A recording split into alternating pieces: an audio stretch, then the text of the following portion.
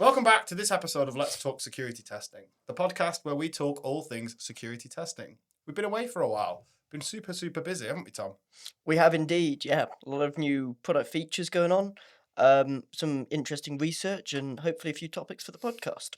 Yeah, in other words, a boatload of new things to get angry about and rant about on this podcast. Um, so, first one, AI pen testing. I know this is something that we've discussed at length many times, and you uttered the words, this would be great for a podcast. So here we are on a podcast. What do we want to say about AI pen testing? Well, I think really what we wanted to talk about in this episode, at least, is addressing one of the big questions. What is AI pen testing? Is it a replacement for DAST or DAST in disguise, next generation DAST, or is it something else entirely?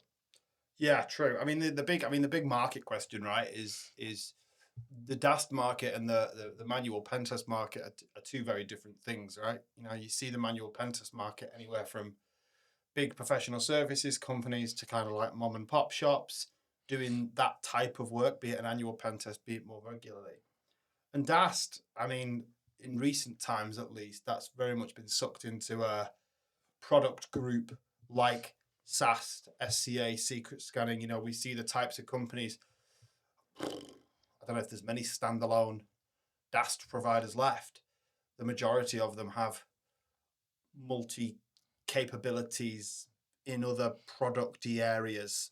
And I'm not sure if there's that much blend between DAST and pen testing, right? You have pen testing, you'd have DASTy pen testing tools like a burp suite that would exist inside a pen testing company, but I don't know if you see many sort of cross services where DAST and pen testing are kind of merged together. So I guess my point is that they're very distinct from one another. Um, so you'd like to think that we could quite easily put AI pen testing into one of those buckets.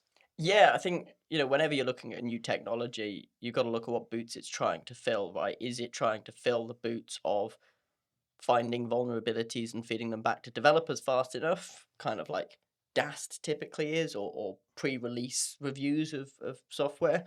Or is it trying to enable your rubber stamp at the end of the year, your MOT certificate, your annual pen test, Yeah, or whatever format it is, to be faster, more efficient, more cost effective, or even just better quality overall? yeah. And we're looking at its role in application security, right? So the AI pen testing banner, the technology under the hood, using agents to mimic the acts of pen testers, exists across the technological landscape when we're talking about pen testing.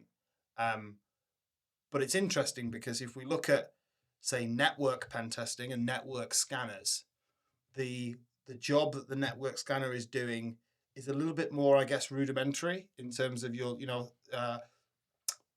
switches or ports are on or off, right? You know, like that shouldn't be on, that shouldn't be off. Whereas we know that application pen testing, application scanning is a lot more nuanced. Hence why typically DAST engines have been benchmarked more, tool to tool, system to system, this code base, that code base, single page apps, brochureware, all these things matter. Whereas, the difference between a Qualys and a Nessus are, both scanners are going to come out with comparable results. Yeah, well, in the infrastructure world, you have protocols, you have defined specs for how to interact with a network service, and that's pretty consistent, and you can build around that. But yeah, like you say, with the application side of things, you can put a button anywhere on the website and make that button say whatever you want, or even just have an image that you can click and it does a particular thing, or whatever else. So being able to actively interpret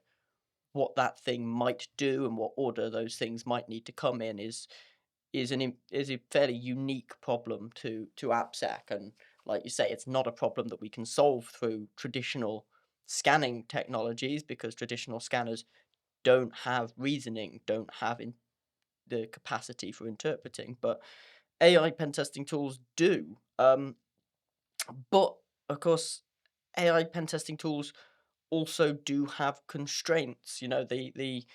Aside from anything else, they're nowhere near as fast as a DAST, a traditional DAST, for example. So if you are trying to rely on them to try and step up the game, obviously you've got to acknowledge that they're not a silver bullet here. Mm.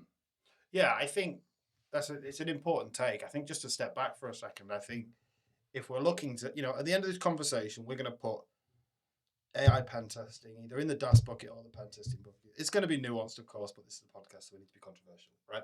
So the is I like this. I like the cheaper, faster, better triangle, right? So Hmm. we stick with that. So let's start with your point here, speed. Um, AI pen testing is faster, slower than traditional DAST. Slower than traditional DAST, typically faster than traditional pen testing. Yeah, I mean, it depends how you frame that. I've seen some DAST scanners take some time. But I guess if we're taking modern, well configured, expensive tools, then, we're not typically talking 3, 4 days of scan Yeah. anymore. But we have done and still do in the case of some traditional DAST technology. Well, the interesting thing about any of these AI technologies, you'll know this well, yeah, well, any of these agentic technologies specifically, is that there is no absolute limit to what it can do. With a traditional scanner, you tend to have plugins or scripts or a number of set actions that it can complete, and once it's completed those actions, it's done. But with agentic capabilities, it's kind of does a thing, interprets those results, uses that to inform it to do another thing. And while you can give it a bullet point list and say, test for these types of vulnerabilities, it's a bit you could say, I want you to spend the next 5 or 6 weeks and 10 million tokens Yeah. looking for these vulnerabilities, or you could say, I want you to do this in a really efficient way and only do a light touch kind of a look. Yeah, and I think a lot of people will be less concerned. I mean, yeah, release pipelines, speed to finish scan is an important metric, but speed to start scan is also, I think, a really important metric to many, many engineers. How long does it take me to actually get this thing configured? And then how long does it take me on a per scan basis to kind of configure it on the fly to say, let's say, a new page or a new type of authentication or a new whatever? Mhm. Um, I take it with AI pen testing, that should be even faster. You're just, as long as you've got a well documented system, that is effectively the configuration. Is dumping those kind of API doc files, whatever it might be, into the the configuration plain text box that is so often the case with these types of systems, and then it just uses that to kind of self learn and crack on. In theory, I think in reality, there's a bit of a hope and a prayer to the way that it ends up being orchestrated, right? You can give it all of this context, all of this information, and sometimes it's too much. It creates a confusion, a distraction. It's Mm-hmm. information that it didn't need, and then it goes off on a tangent. And sometimes it's not enough. Actually, it needed things to be structured in a slightly different way, or there's a more effective way to manage and provide the data. Um, with a traditional scanner, of course, you can get it set up to target endpoints and say, this is what you should be looking at. This is, these endpoints, these credentials, these so on, and these this so forth. With a scanner, it's almost like a an external contractor that you might hire to do the work.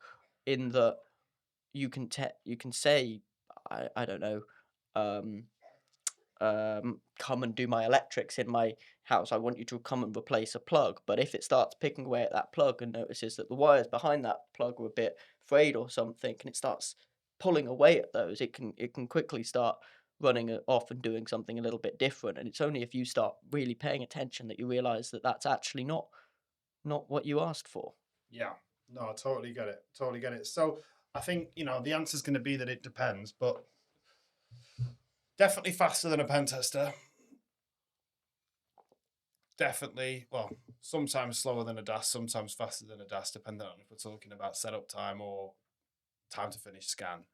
Yeah, I think yeah, the faster than a DAST, or at least less effort in typically to be able to get some sort of a positive benefit out, right? If it's even if it's not always faster, it is quicker to arrive at something with minimal effort. Yeah, yeah. Makes sense. All right, moving on. Price. We'll do price next, 'cause Okay. I'm looking forward to quality. This is a whole new world. Rules-based pattern matching regex technology is fairly consistent, right? AWS happened. We learned how to architect things in such a way that we can kind of scale up, scale down relatively cheaply. Mm. And the price of a DAST tumbled to, you can get a half decent scanner for 5 URLs for like 2.5 grand a year. And they don't put a cap on scans. The accepted model for these types of technologies, be it DAST, SAST, anything really, is you pay a yearly fee and can scan as much as you want. That brings the cost barrier down quite considerably against, let's say, a traditional test where you have to pay for every test, and boy, is it expensive. Agentic testing, now I know, we're not living in a world yet where pricing for this kind of stuff is widely known. I think the vendors probably know less about pricing than the customers do in a lot of cases. But we are talking about agentic pricing, the same for every agentic product across the board. We are burning tokens, and we need to try and find a way to charge for those tokens up front, which is generally done on consumption. Ergo, pay per test.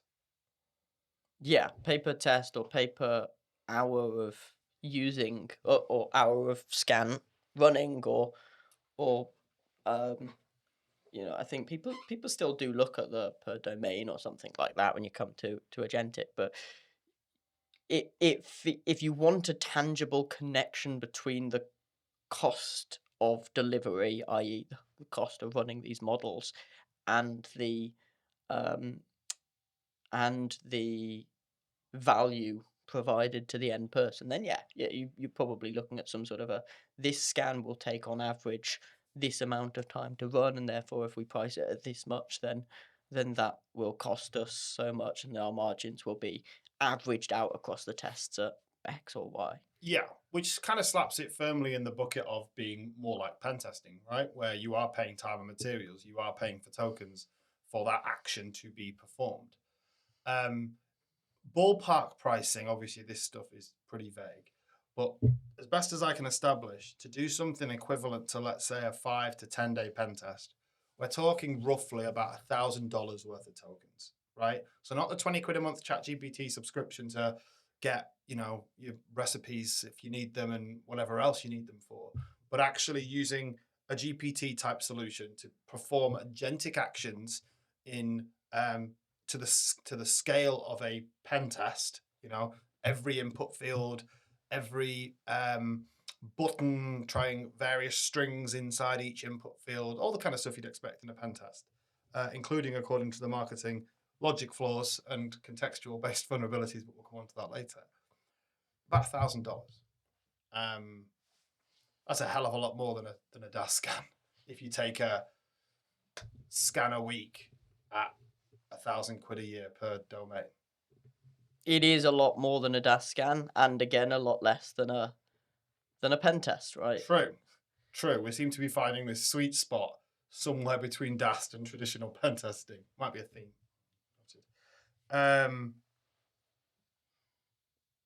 So where does that leave us though? Where's the use case then? Is it that DAST is crap and I'm prepared to pay more for it? Or is it that pen testing's too expensive and I'd rather have this? Well, where does that price take us to in terms of use case? Where does that fit?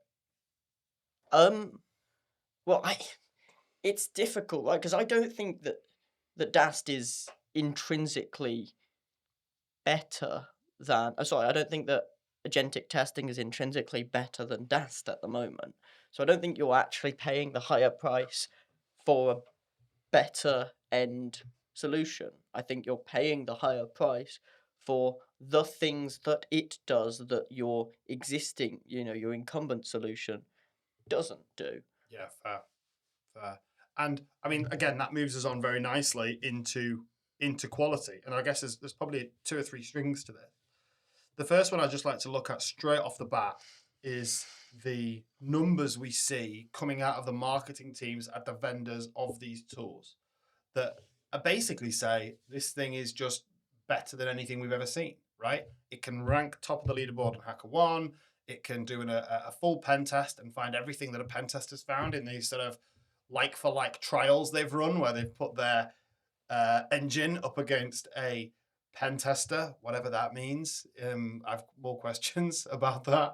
Um, how does where does this land from a like what should people be paying attention to, and what should they be sort of putting their vaporware hats on for? Well, I mean, yeah, first thing you have to acknowledge is that everything that any vendor puts out about themselves should be taken with a healthy pinch of salt, right? Mm, When you say when a vendor claims that their tool has ranked top of the leaderboard on HackerOne, you have to ask which leaderboard, how did they get there, and how much of that was heavy lifting by the tool versus with some human enablement. So, a scanning vendor recently made the claim, and it was kind of a bit of an obscure one of the leaderboards. It wasn't their main, most bug bounties found in a month um, across all active bug bounty programs. It was like most 0 days openly disclosed or something. I can't remember the exact details. And it was using their agentic scanning technology, but no mention as to, that was guided by a person, no mention as to how much the person had to inform it and say, look here for this kind of a thing, yeah. how much it was then riddled with potentially false positives, how, The evidence is effectively the company account has successfully reported this many issues.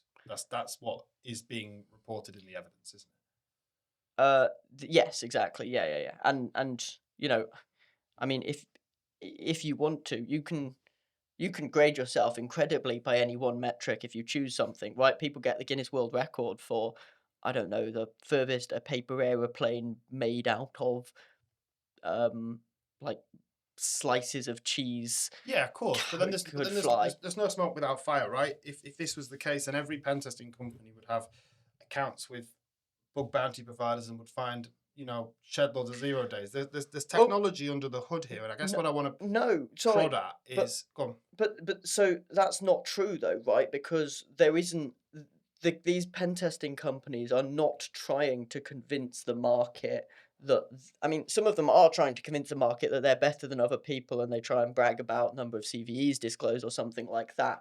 But the reason why these agentic testing companies do those kinds of things is because they're trying to sway people into believing that they're better than people by some True, metric. true. But my point, my point I was going to make is there's no smoke without fire. There's technology under here that they think it's important enough to push so hard on. We've had a little bit of exposure to that technology through the ASDF. Mhm. What have we learned about where this technology should be taken seriously and where it's not? There's something here. Sure. So, okay, yeah, let's look at some of the early results from some of the agentic scanners. So we, as part of the ASDF, so for the listeners that aren't familiar, this is the AppSec detection framework. It's an open source framework to be able to understand the capabilities of automated testing tools at finding the full suite of potential. That's like 182 web application vulnerabilities or CWEs. Um, and so we run all sorts of SAS tools, DAST tools, agentic scanners against that, and really perform a bit of a gap analysis to say, was it able to find this representative example of this vulnerability, and so yes or no, and run through the whole OWASP top 10 to give some really useful results. And if you take a category where something like business logic flaws exist, for example, there were 0 cases, I think, of a DAST or SAS tool being able to find a single instance of that It's vulnerability. a system behaving as it should behave. It's not Yeah, popping up any weird errors or alerts or something that would trigger a traditional yeah. scanner. Fundamentally, it's not. You can't look for that kind of thing with rules based looking, unless it's hyper bespoke to your organization and you know what your internal policies are. But a generic industry accepted scanner is not going to highlight a business logic flaw in pretty much any instance. But these agentic scanners are capable of doing it. They're capable of saying, hang on, this is an order form and you're accepting -1 orders of something. That looks bizarre. That doesn't sound like a reasonable thing to allow, and therefore highlights that kind of a vulnerability, which is really cool. It's a fundamental gap in automated detection capabilities that is now being filled by an agentic scanner. However, the scanner also failed to find some of the most fundamental cross-site scripting findings that every DAST and SAST tool was able to find. So it leaps and bounds beyond traditional scanners, and also falling short of the basic accepted minimum sort of capability of these scanners in other areas. Yeah, no, it makes a lot of sense. And you know, what would you say is I guess the most exciting thing about this technology, and what people should actually be paying really close attention to as we see this technology evolve over the next, I mean, I was going to say year, but let's say 6 months, given how fast this seems to have blown into our feeds? I mean, I would have to be staring very, very deeply into the crystal ball and making a real stab in the dark about what is going to go on, because I say it didn't find cross-site scripting. It then got ran 2 or 3 more times and then did find cross-site scripting. The exact same series of demo applications, the exact same instances of those vulnerabilities, and the scanner performed vastly, vastly differently, just because it's not there's not consistency to it. It's not a uh it's probabilistic rather than deterministic, I think Kind of like is the phrase. your industry standard pen tester. Yeah, this is an art, not a science, um, Use that line to before. borrow a phrase. But my point is the fact that, but it found business logic flaws, I think, in every single instance of it, right? Yeah, So I mean, the thing that I find exciting is the fact that it is capable of um, doing things that we just cannot automate without yeah, some sort of reasoning being folded into the mix. But then I also think it's exciting the fact that, I mean, it's a bit like, sometimes it's a bit like a roulette, not a roulette wheel. Well, yeah, a roulette wheel, or what's it called? The things in casinos. Name's escaping me. Where you, slot machine. slot machine, right? Where it starts turning up some really, really cool and valuable stuff as you use it over time and as you Yeah, yeah, yeah. collaborate with it. Um, what that might end up being, I have no idea, and whether that might end up being enough to justify £1,000 a scan or not, Yeah. I also have no idea. But I'm excited to find out whether or not that. One thing that's lived under the hood of pen tests for years is a testing methodology. And what I find super interesting is how much of that, how much of the agentic stuff, and again, there's a lot of businesses now under vendors under a lot of pressure to prove what they say is possible, right? So we'll see all sorts of things happening, I suppose, over the next 6 to 12 months. But the in my head, an agent can go onto an application with the information it's been provided, the scope, the intended outcome, and follow a testing methodology. It can scour that entire application for all of the vulnerabilities on the list and say with a relative degree of certainty, not that that vulnerability doesn't exist, but that I have checked for that vulnerability in that place. That is the level of um, validation we can get from an AI. It might not be able. We might not believe that it's looked hard enough, or it might not believe it's accurate. But we should be able to believe that it has performed those tests in that particular area. Mm, However, agentic pen testing, right? The word agentic could mean that, but the word agentic could also mean that I am agentically going to access this application, deploy this traditional tool, validate the output of this traditional tool. Um, and this is in almost every agentic application, right? There's an element of agents following the path of a pen tester, which being honest, would not be the path of a pen tester would not be to log into the application and start clicking around. The pen tester, first thing every pen tester would do is deploy a scanning tool of some kind, something like Burp Suite, to map the application, discover any obvious low hanging fruits they could investigate. Do you see what I mean? But then where do you draw the line? What is an agentic tool if not? And what pen tester is it simulating? Is it simulating the senior principal pen tester that in my day we didn't have those tools and we did everything manually, and therefore that's exactly how I'm going to do my pen test moving forward? Or is it following the mantra of a junior pen tester at a PTAS company, naming no names, that is running a script and performing some level of manual validation on the output of that script? See where I'm Mm. coming from? What pen tester are we agentically copying? What brand of pen tester? Well, yeah, I think that as with pretty much everything in agentic technology, and I don't just mean security testing, I think pretty broadly across the spectrum, you've got to treat it at the moment like a junior member of the team, right? And if I think about how I would teach a junior member of, or how I would get the most out of a junior member of a team, I don't think about saying, do a pen test of this application. I say, this week or today or over the next couple of hours, I'd like you to spend a little bit of time on SQL injection. Here's a couple of pages. You should dig around these pages and do a bit of research into SQL injection on those. And then after that, let's look for cross-site scripting and then really, really explore it. Give it much, much more of a bite-sized, drip-fed opportunity to be able to go away, learn, research, and focus on a particular area.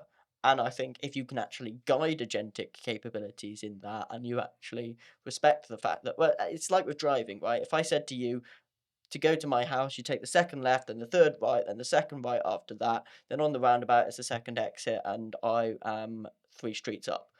You've got no idea how to get to my. But if I kind of walk you through that with a set kind of drip feeding you that information, you'll find my house incredibly, incredibly easily. I think that for the time being, we cannot assume that these agentic capabilities are capable of asserting the higher strategic decisions or making the whole methodology. Like methodologies or pen testing methodologies is they're a big, big thing. I've spent 12, 13 years in this industry, and I wouldn't say I know how to test for every kind of vulnerability. Mm, Um, I think, yeah, but I think if somebody then said, look for this kind of vulnerability and gave me a little bit of time, I would comfortably find that mm. vulnerability. I think look at it that way, and we'll probably get more out of the tools. Yeah, 100%, 100%. And it's almost like as if that information lives. That drip feeding of information is almost like how changes work, right? If you're changing a system regularly, the chances are you don't change the entire system. You might be focusing on a particular API. You might be focusing on a particular um, page or a button. And if you've done a threat model properly, you might know what types of vulnerabilities you're worried about on that page, on that button, on that API. And there we have this ideal stream of bite-sized tests that would allow an AI engine to run much more like a pen tester than a crappy DAST, to Yeah, put it bluntly. yeah, exactly, exactly. Like, yeah, the optimum use case for agentic testing, I think, at the moment is Within exactly applications. within applications is exactly that. You provide it every um, every risk that you've identified through the threat model of your application, and you say, look for this one, then look for this one, then look for this one, and you say, forget about the 160 other kinds of vulnerabilities that we don't think are going to be there because there's no ASP vulnerabilities if our site is um entirely written in TypeScript. Yeah. um, and like you say, with the change stuff, if you're going to be running this on every release, feed in the release notes or some sort of a summary of what's changed and say, Yeah. look, like, don't worry about the login page, worry about the 3 pages after logins that have actually changed and worked on and need you to scan at this point in time. And not only will that make the scans faster and less than £1,000 to run per go or whatever it might be, but it will also mean that the model is much, much more focused and effective because of that. Yeah, no, I couldn't agree more. And I think to summarize, if we go back to my sort of really simple speed, cheap, or speed, price, quality Mm. equation, um, I think it sits somewhere between DAST and pen testing in terms of speed, dependent on what Mhm. type of speed we're looking at. In terms of price, it kind of firmly sits in that category, albeit I think it could be a lot more expensive than manual pen testing if you kind of really scaled it up and wanted to do that. Certainly a hell of a lot more than DAST. And then when it comes to quality, we end up with this really kind of vague argument where we think actually it could be as good a quality as a junior pen tester and significantly cheaper if used correctly, but could also be um, worse than a DAST in terms of quality. Because at least with a DAST, you know what you're getting. You know you're getting coverage. You know what it's done because it's able to tell you what it's done. Um, Mm. Whereas you could end up with a whole load of nothing, and you could burn an awful lot of tokens just trying to find something that might work. Yeah, as good as a junior pen tester with a good team lead or manager or mentor or somebody like Yeah, that. yeah. And look, in order for traditional pen testing to be worried, you'd need to have auditors and regulators climb onto this thing and start backing this thing. I think we're a Yeah, million miles away from that at this point. yeah. But realistically, could DAS be under threat in the next 1 to 2 years? Absolutely. Yeah, I would be If this amazed. technology, Yeah, I would be amazed if we find ourselves in a situation in the next couple of years, maybe a little bit beyond that, where customers or auditors are accepting an agentic pen testing or agentic testing report as synonymous or acceptable as an alternative to your traditional manual pen testing report. But I would be astounded if we're not in a situation where actually most of the content that's come from that manual pen testing report has been derived from information identified by these agentic scanning yeah, tools and then provided to a person to kick over the line, so to speak. yeah. No, I agree. I agree. Why do something manually when it can be automated? Unless that automation is slower than doing it manually yourself. Right, awesome. Right, thanks for listening, everybody. I hope that was interesting. We try and keep the rambling to a minimum and keep the content on point. But any feedback you've got would be awesome. Anyway, bye now.